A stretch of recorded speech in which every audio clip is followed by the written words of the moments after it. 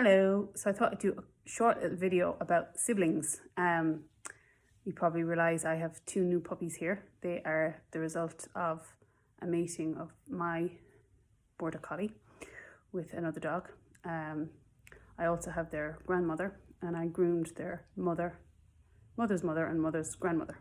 So it'll be 5 generations of health and temperament, which is what anyone who even contemplates breeding their dog should be at least looking for 2 or 3 generations back of health and temperament. And that's really what most pet owners look for: healthy dog and a nice temperament.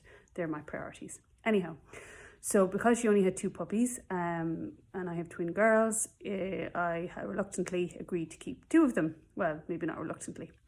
But anyway, I am fully aware of the pitfalls of keeping siblings. It's something I usually don't recommend. So I'm going to be going through some of the pitfalls potentially that other pet owners who have siblings may have.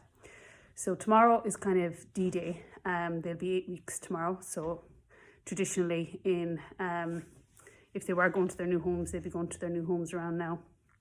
So obviously they're not.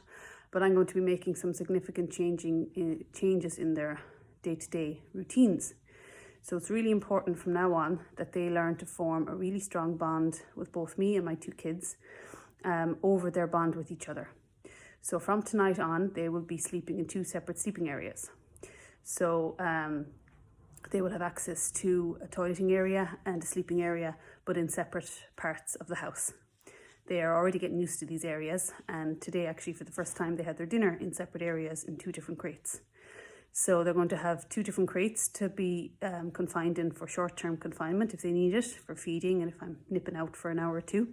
And they'll have their zone 2, which is long-term confinement, which will only be used overnight until they are starting to be clean at night. I'll also be limiting any kind of rough play they have together. So any interactions they're going to have from here on in are going to be supervised. They're not going to see each other, but I definitely don't want them to continue doing all the rough housing and play biting that they are doing with each other. I don't want that to develop into anything. There's a lot of personalities here in the house. They're all females, they're all roughly the same size, they're all related. So these are all kind of red flags for potential disagreements between dogs.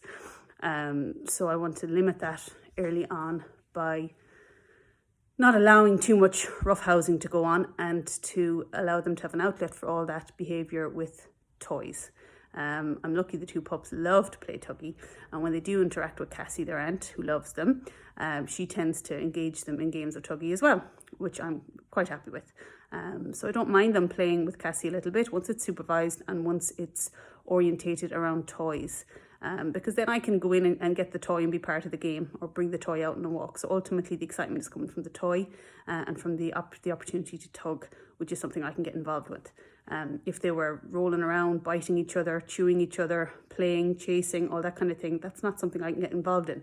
So me and the girls would very quickly become kind of on the outside of the relationship. So 5 dogs, the work is there. It's going to be harder from here on. They need to learn independence. They need to be able to go for a walk without the other one. They need to be able to spend time in a crate. They need to be groomed. They need to be able to go for trips in the car separately. So the work has to be done now, or else I'm going to have 2 dogs who are totally bonded to each other, who freak out if they're even out of their sight of one another.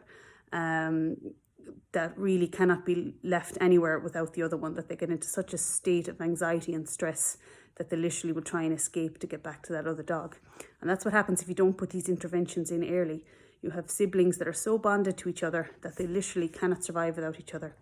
And this can happen to a very minimal dog in the house and a puppy as well. If you don't spend independent time with that puppy and let it over bond to an existing dog or a sibling in the house, your relationship is going to suffer. So I'll just see if I can show you the 2 little arrangements. So that's going to be 1 short-term confinement in the crate, and then a puppy pen outside for night. And then up here, they're having a little snooze in the crate together. So another pup is going to be sleeping there with the gate open and this closed, and then there'll be some newspaper down here. So that's going to be their two areas. Anyway, I thought I'd share that with you. If anyone who has siblings around similar age, just to let you know, now's the time to put a bit of effort in because it'll pay off long term. Okay, bye.